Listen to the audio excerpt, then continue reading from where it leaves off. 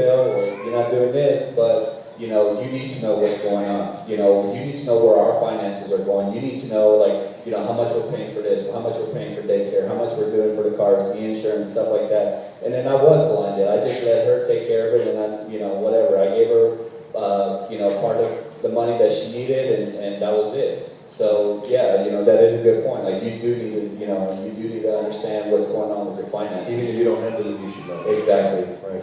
Ruben, who handles your money, Ruben? My kids. I learn to manage everything, so. And that's one of the questions that my fiance, I spoke to her and told her, and we're in agreement. We're going to take care of it together, and it's so awesome that she's willing to work with me. It's not like you take care of it or you take care of it. No, we're willing to work with it, so good. I'm learning. Anything y'all want to add about finances, Rudy, or? We really didn't have a problem as far as the finances. In the beginning, I was already pretty much set off. I had a house, I had a good job, but division can come in. And what I've seen, I heard a preaching just recently about the first commandment given to man was to work. And we've gone away from that as men. We need to know what our vision and our purpose is before we try to find a woman. And if now we end up fighting with them because they're supposed to help us, and I just, God opened my eyes this year to see that she's here to help me, either in finances and life and whatever, and instead of fighting with her. And that's where I know in the beginning I hurt her because I told her, you take care of your stuff, let me just work on the business.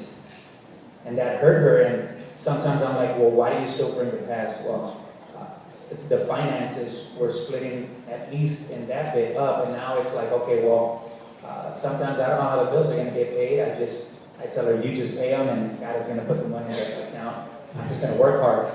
But as men, guys, we need to know what our vision and our purpose is, because if not, you're going to start fighting, and you want her to be the one to do everything, and she's not here to do everything for us. As men, we need to stand up and be men. Oh, that's a good point. You want to take it? One thing that I want to let the men in the audience is that it's something that I struggled with is that women have a special gift from God, and that is they have discernment, and they have something that we're going 100 miles an hour straight ahead, and we'll go through anything. If we're the type of going to go break the door down, the women will come over and turn the door knob, right? And so what that means is that for us, I would look at that as not an asset that she had. I would say she's just trying to push me down. She doesn't want me to get better. I'm trying to do this for the family. I'm trying to do that. And it would, I'll be honest with you, it would irritate me to no end. But then I started looking at it, praying for wisdom, and he said, I've been giving it to you. Your wife has it. And if you look back, every time your wife tries to tell you something and warn you, look at how many times she's correct. I guarantee you're probably pushing the 90%. And I said, dummy, if you don't want to keep falling in that manhole, then you probably should listen to her. So now, I listen to her, and I'll be honest with you, there's still times it irritates me because we're all human, but it's to a point where it's a fleeting thought. I said, wait a minute, she's right. Let's talk about this. And that's how we're able to do that. So again, take your wife and the female that's in your life, and she has a gift, and you weren't giving. You weren't giving her. She has the gift. Yeah.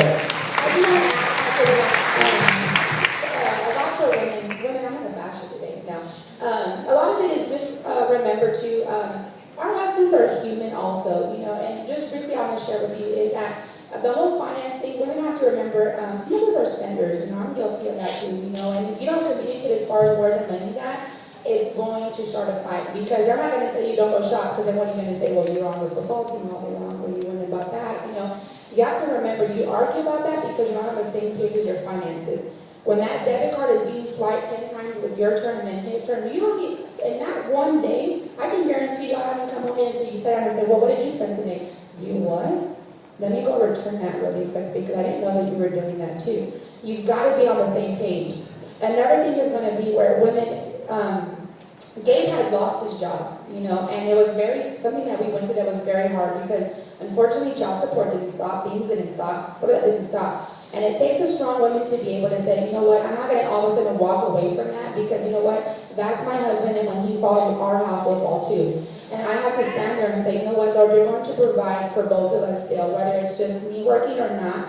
And you know what, I let him say, you know what, babe, don't just jump into another job. You're not going to do that. You're going to stay still. You're going to let God guide you what it is. And you know what, we opened our own business because of that. So just remember, with one income, we were still able to pay everything, our tithes. We never made an excuse for that. But because we were faithful to that, we knew that God was going to return that blessing back to us, and we did. And then you know what? His old job called him back, and now I can tell you that we're ahead further than we were when we even thought we were going to be. That's awesome. All right, so this is going to be the last question. The time has flown, I can't believe it. But I want everyone to say something. All right, and the question is, we have someone asking, and I'm going to just expand it, some advice for people that are engaged, or some advice for people that want to get engaged or want to get married. What advice can you give them? Other than yes, let God, we know that. Well, give me some advice. We're going to go down the road, because we want everybody to speak. All right, Doc, so you're up first. You're up first, and then we're going to go to your wife, and then Gabe, Jack, and so on. So go ahead. I think it's kind of what has been said earlier, which is you have to look at yourself in the mirror and say, I am happy with that person that's looking back at myself. That does not mean perfection. That means that you are happy with where you are, and you have to be able to have your cup in where you are so that you can give that person what they need. And it comes down to also the communication. And here's the other thing is that you can pray and you can do all that kind of stuff. But I heard a quote the other day, not too far off, which was, God can move mountains, and that's true. But don't be surprised if he gives you a shovel. So you have to be able to do things and put it into action. That includes relationships, so you have to be able to do it. Wow, great point. Yeah, I'm going to go and mirror that. I think it's important to make sure that you know who you are as a person, because I know in our relationship, we've been married almost 9 years, and for a long time I thought it was his job to make me happy. You know, and what I realized was that it wasn't. It was my job to make Erica happy. So I think the best advice I can give somebody who's looking into coming into a relationship is find out your purpose in life and find the God in you, because it's important to have that, and find out what you're good at and go and do it, because that's going to make you happy. Okay. Advice, Gabe? Yes. This one's, it's not too easy, but it's not too hard. My advice to somebody would be, you gotta, from everything that you heard here, from all the advice that we're giving y'all, is what you guys need to take into mind. Because one thing is that, exactly like she said, like, the person that you're gonna marry, if they do happen to, say, lose their job, you know, something happens, whatever, like, are you gonna be there for them? You know, can you honestly see you being there for them to support them and do everything like that as well for them, you know, if something were to happen? As well as blended family, you know, can you see yourself loving their kids? Can you see them loving your kids as well? So, I mean, my advice to y'all would just be, like, you just got to see yourself in the future with that one person, whether it's a man or whether it's a woman, to, you know, also be guiding you through everything else that you need to do. Okay, all right. Jack? The best advice I can give is, you're not going to change that person. You're not. But you're going in with the mindset of, I want to change him to be this person because I want him to act like this, talk like this, walk like this. It's not going to happen. Then walk away. You do have to accept them for who they are, flaws, everything. No one is perfect. And you got to be ready to take on that challenge. It's kind of like Gabe, exactly what he said, is I'm going to give, because of the blended families too, is if you can love a niece, a nephew, that's not the same love you're going to have for a stepchild at all. I mean, that is not even close to what you're going to get to. If some of us, unfortunately, do get into engagements, you know, with previous children and stuff like that, you got to just remember that they're a part of you, and you are now a part of them. And if you can see your life ahead of you without them, then they're not for you. You know, if you can literally see a future without that person is not for you.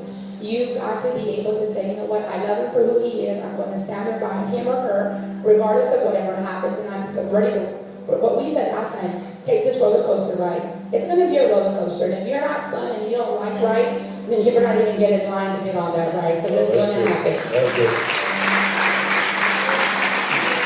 Well, the advice that I would give is, and I heard it one time we had down in Louisiana, was if you want to get closer to God, get married. Because you got to know how to put your self aside, your selfishness, and you got to deal with somebody. And it's already tough being married to the opposite sex and then being married to another the black woman. But there's going to be differences, and the one thing that one time we went to a marriage conference, and the one thing that stuck to me is if you take anything from this, one day, men, you're going to stand before God, hopefully, and He's going to ask you, are you giving me back a better woman than the one that I gave you? And if you're not, don't get married if you don't plan to do that. And if you are married, are you building her up? Are you in it for the right reasons or the wrong reasons? Because it's not going to be easy. I look at her sometimes and I'm like, oh, you're right, but I want to be right. But just one. But that's all I can say. And woman, are you going to build? If you're going to get married, are you going to build them up, or is it going to be all about you? So. Awesome. Great. Go ahead. That's why we need counseling. But someone is getting engaged or you already engaged, I'm going to tell you to be realistic. If you see signs that you know are a deal breaker for you, or that's something you're not willing to deal with for a duration of time forever with that person, be realistic. Like they said, you can't change anyone. And just because it's cute right now, when you get married, it is ugly. It is not cute. So don't play yourself and say, oh, you know, I really love him. That thing he does with his ear, you know, that doesn't bother me. It's cute. Wait till 12 o'clock in the morning when he's doing that and you're like, I wish you'd stop that. So be super realistic with what your expectations are. And it's okay to be like, you know, this is not for me. Because once you go into it, you're now one. It's not two anymore. So you have to really be sure that that is something you're willing to do. And like they said, take the ride.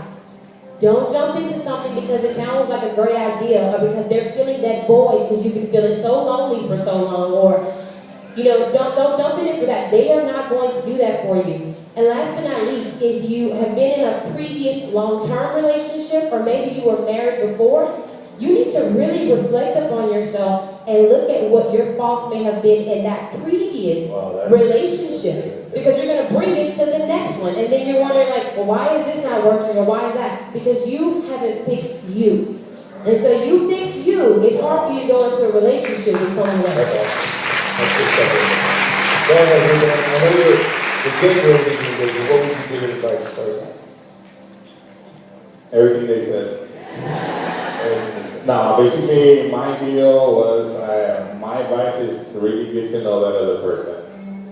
And I have a great leader that really guides me the correct way, and I got my church here, and I listen and I learn, and so best bet is get to know the other person. Did you want to add something else? What you wanted to add something? Oh, I thought you were okay, you're good. Wow, wasn't this awesome, guys? So much advice. Round of applause for us. So what we're gonna do is, if you are a couple, if you're married or you are dating someone or you're thinking of taking it to the next level, I'm just gonna ask you to stand right now. If you're not married or you're not, you don't have to stand, you can stand, because I want to just pray for the couples right now. I'm not gonna ask you to come on up. If your spouse is with you, hold their hand. If you're a significant other, if you're engaged, whatever the situation may be, we're going to bless you. We're going to pray for you. I'm going to have you all just bow your heads, hold hands where you're at as well. And as I just bless these couples that are here today,